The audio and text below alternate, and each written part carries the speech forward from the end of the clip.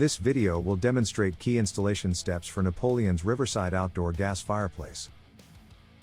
The Riverside is intended for installation in outdoor spaces. It must never be installed in the warm air envelope of a structure. It is recommended that this appliance is installed in a sheltered area, such as a covered patio or gazebo, as direct wind will cause an erratic flame, and possible pilot or main burner outage, and excessive carboning. Refer to the product manual for details on acceptable locations, minimum clearances, and necessary openings around the fireplace, to maintain correct operation.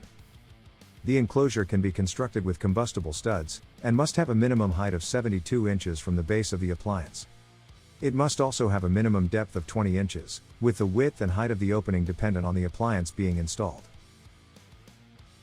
If recessing a TV above the appliance, the enclosure must increase to a minimum height of 91 inches. When constructing the recess, the enclosure depth must be maintained for 20 inches above the appliance, before recessing to account for the TV. Acceptable TV mounting options, utilizing a recess, mantle, or both, are depicted in the product manual. Plan the project with your customer before beginning the installation of the Riverside, and always refer to the product manual for acceptable dimensions and clearances. Installation of heat management is optional for the Riverside, although common best practices and sound judgment must be used in each installation, to determine if the appliance requires heat management.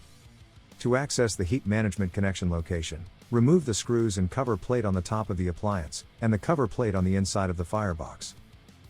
Remove the secondary cover plate on the interior of the firebox, and install the collar assembly, securing it with the screws previously removed from the cover plate.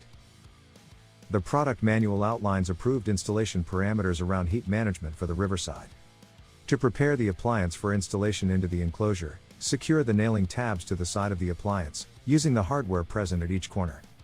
The nailing tabs can be adjusted to facilitate up to 1 inch of depth, as needed. Position the appliance within the enclosure, ensuring it's placed on a level surface. The Riverside is designed with a 1/4 inch slope towards the front, which hosts sweep holes, to accommodate water drainage. Once in place, remove the 6 screws holding on the cover, inside the firebox, to access the control area. Have licensed, certified technicians make utility connections where necessary, referring to the installation manual for details. The utility connections must follow all local and national building, electrical, and gas codes, when being run to the enclosure. Once utilities have been connected, reinstall the cover, and test the appliance to confirm correct operation. It's important to allow 10 minutes of burn-in, for the final flame color and characteristics to be established, before deciding to make any adjustments to the air shutter. The air shutter has been factory set but can be adjusted as needed, by a qualified installation technician. Periodically perform a visual check of the pilot and burner flames, and compare them to the illustrations in the flame characteristics section of the manual. If the flames seem abnormal, the appliance must be serviced by a qualified installation technician. Refer to the product manual for all details regarding air shutter adjustments and flame characteristics. Have a licensed, certified gas technician check that the pressure is operating within the correct range. Refer to the product manual for acceptable ranges for inlet and outlet pressures. Pressures outside these ranges will cause improper operation of the appliance or damage to the valve. If adjustments have been made, ensure a leak test has been properly performed, and the appliance is operating as intended, before leaving it with the customer. Once confirmed that the appliance is operating as intended, use the nailing tabs to secure the appliance in place, using the appropriate fasteners. The wall mount control switch comes with a 20-foot wire, and should be mounted in a location to easily turn the fireplace on and off. Ensure to follow local building codes when selecting a final location, and connecting the switch to the appliance. Secure the switch in place, using the nailing tabs on the switch box housing. The enclosure can then be finished however the customer desires.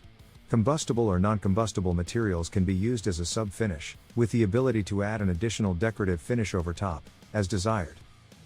If finishing with combustible materials, the enclosure can be finished to the top and sides of the appliance. If finishing with non-combustible materials, the enclosure can be finished to the flanges around the fireplace opening.